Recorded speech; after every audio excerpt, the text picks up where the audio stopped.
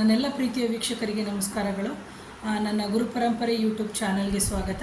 ಎಷ್ಟೋ ದಿನದಿಂದ ನಿಮ್ಮ ಆಗುವಂತಹ ಕೆಲಸಗಳು ನಿಂತು ಹೋಗಿರುತ್ತೆ. ಅದು ಯಾವ ಕೆಲಸನಾದರೂ ಆಗಿರ್ಬೋದು, ಅಂದರೆ ಶುಭವಾಗಿರುವಂತಹ ಕೆಲಸಗಳು. ತುಂಬ ಅಡೆತಡೆಗಳು ಬರ್ತಾ ಇರ್ತದೆ. ಈಗ ಯಾವುದೊಂದು ಸೈಟ್ ತೊಗೊಂಡಿರ್ತೀವಿ, ಅದು ಮನೆ ಕಟ್ಟಬೇಕು ಅಂತಂದ ಸಂದರ್ಭದಲ್ಲಿ ತುಂಬ ಡಿಲೇ ಆಗ್ತಾ ಇರ್ತದೆ. ಅಥವಾ ಯಾವುದೋ ವ್ಯಾಪಾರದಲ್ಲಿ ಆಗಿರ್ಬೋದು, ಅಥವಾ ಒಂದು ವಾಹನ ತೊಗೊಳ್ಬೇಕು ಅಂತ ಇರ್ತೀವಿ, ಅಂತಹ ಸಂದರ್ಭದಲ್ಲಿ ಆಗಿರ್ಬೋದು, ಅಥವಾ ಪ್ರಮೋಷನ್ಸ್ ಆಗಿರ್ಬೋದು. ಯಾವುದೇ ಶುಭ ಕಾರ್ಯಗಳು ಅಡೆತಡೆ ಆಗ್ತಾ ಇರುವಂತಹ ಸಂದರ್ಭದಲ್ಲಿ ನೀವು ಮಾಡಬೇಕಾಗಿರುವಂತಹ ಸರಳ ಪರಿಹಾರ ಇಷ್ಟೇನೆ. ಏನು ಅಂತಂದರೆ, ಕಾಲಭೈರೇಶ್ವರನ ದೇವಸ್ಥಾನಕ್ಕೆ ಹೋಗಬೇಕಾಗುತ್ತೆ. ಮೊದಲಿಗೆ ನಿಮ್ಮ ಮನೆಯಲ್ಲಿ ಕುಲದೇವರು, ಇಷ್ಟದೇವರು ಅಂತ ಏನಿದೆ ಆ ದೇವರನ್ನು ಪೂಜೆ ಮಾಡಬೇಕು. ನೀವು ಹೋಗುವಂಥದ್ದು ಅಷ್ಟಮಿ ತಿಥಿಯ ದಿನ ಹೋಗಬೇಕು, ಇಲ್ಲದಿದ್ದರೆ ಭಾನುವಾರ ದಿನವೇ ಹೋಗಬೇಕಾಗುತ್ತೆ. ಕಾಲಭೈರೇಶ್ವರನ ದೇವಸ್ಥಾನಕ್ಕೆ ಹೋಗೋಕ್ಕಿಂತ ಮುಂಚೆ ಸಂಕಲ್ಪವನ್ನು ಮಾಡಿಕೊಳ್ಳಿ, ಯಾವ ಕಾರ್ಯಕ್ಕೆ ಹೋಗ್ತಾ ಇದ್ದೀನಿ ಅಂತ ಹೇಳ್ಬಿಟ್ಟು. ಮೊದಲನೇ ಕಾನ್ಸೆಪ್ಟು. ಎರಡನೇದಾಗಿ ಬಂದು ಕೆಂಪು ಕಲರ ಒಂದು ಕರ್ಚೀಪ್ ಅಂತ ನಾವು ಹೇಳ್ತೀವಿ, ಅಂದರೆ ಬ್ಲೌಸ್ ಪೀಸ್ ಬಟ್ಟೆ ಬರುತ್ತಲ್ಲ, ಹೊಸದಾಗಿಯೇ ಖರೀದಿ ಮಾಡಬೇಕು. ಮನೆಯಲ್ಲಿ ಇರುವಂಥದ್ದು ಮಾತ್ರ ಬೇಡ.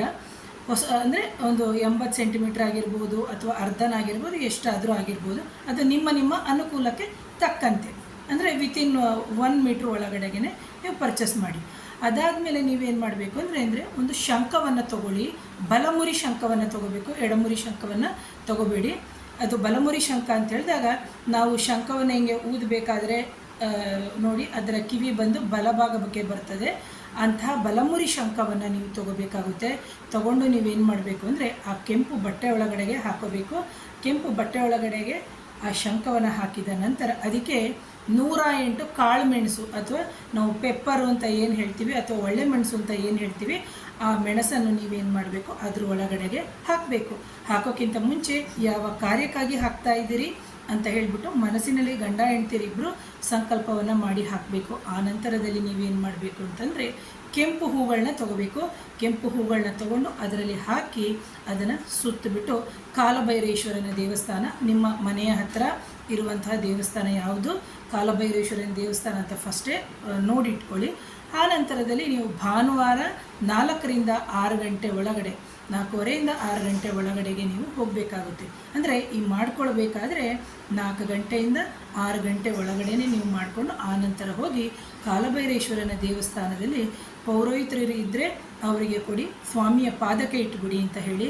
ಕೆಲವೊಂದೊಂದು ಕಡೆ ಯಾರು ಇರಲ್ಲ, ಅಂದರೆ ಆ ಕಾಲಭೈರೇಶ್ವರನ ವಿಗ್ರಹ ಏನಿದೆ ದೇವಸ್ಥಾನದ ಸುತ್ತ ಒಂದು ಕಡೆ ಇಟ್ಟಿರ್ತಾರೆ. ಅಂತಹ ಸಂದರ್ಭದಲ್ಲಿ ನೀವೇನು ಮಾಡಬೇಕು, ಆ ಶಂಖ ಮತ್ತು ಹೂವು, ಕೆಂಪು ವಸ್ತ್ರ ಅಂತ ಏನು ಸುತ್ತಿಟ್ಟಿರ್ತೀರಿ ಅದನ್ನು ತೆಗೆದು ಸ್ವಾಮಿಯ ಪಾದಗಳಿಗೆ ನೀವು ಅರ್ಪಿಸ್ಬಿಟ್ಟು ನಮಸ್ಕಾರ ಮಾಡಿ ನಿಮ್ಮ ಕೋರಿಕೆಗಳನ್ನ ಅವನು ಈಡೇರಿಸ್ತಾನೆ.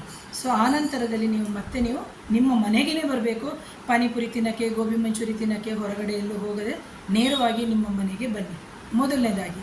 ಆ ನಂತರದಲ್ಲಿ ಇದೇ ಥರ ಮುಂದಿನ ಭಾನುವಾರನೂ ಮಾಡಬೇಕು. ಒಂದು ಡೇಟ್ ಅಂದರೆ ಕ್ಯಾಲೆಂಡ್ರಲ್ಲಿ ಮಾರ್ಕ್ ಮಾಡಿಕೊಂಡಿರಿ.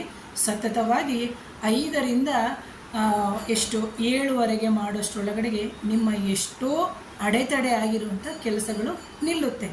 ಅಂದರೆ ಅಂದರೆ ಕಂಟಿನ್ಯೂ ಆಗೋಕ್ಕೆ ಶುರುವಾಗುತ್ತೆ. ಅಕಸ್ಮಾತ್ 7ರಲ್ಲೂ ಆಗಲಿಲ್ಲ ಅಂತಹ ಸಂದರ್ಭದಲ್ಲಿ 11 ಭಾನುವಾರ ನೀವು ಮಾಡಬೇಕಾಗುತ್ತೆ. ಹೆಣ್ಮಕ್ಳಿಗೆ ಯಾರಿಗಾದರೂ ಮೈಲಿಗೆ ಆಗಿರುವಂಥ ಸಂದರ್ಭ ಬಂತು ಅಂತಂದರೆ, ಅಂತಹ ಸಂದರ್ಭದಲ್ಲಿ ಗಂಡನೇ ಹೋಗ್ಬಿಟ್ಟು ಈ ಪರಿಹಾರವನ್ನು ಮಾಡ್ಬೋದು ಅಂತ ಹೇಳ್ತೀನಿ ಪ್ರಿಯ ವೀಕ್ಷಕರೇ. ಹಾಗಾಗಿ ಈ ಸರಳವಾದ ಪರಿಹಾರವನ್ನು ಮಾಡಿ, ಹಾಗೆ ನನ್ನ ಚಾನಲ್ನ ಸಬ್ಸ್ಕ್ರೈಬ್ ಮಾಡಿ, ಶೇರ್ ಮಾಡಿ, ಕಮೆಂಟ್ ಮಾಡಿ. Thank you.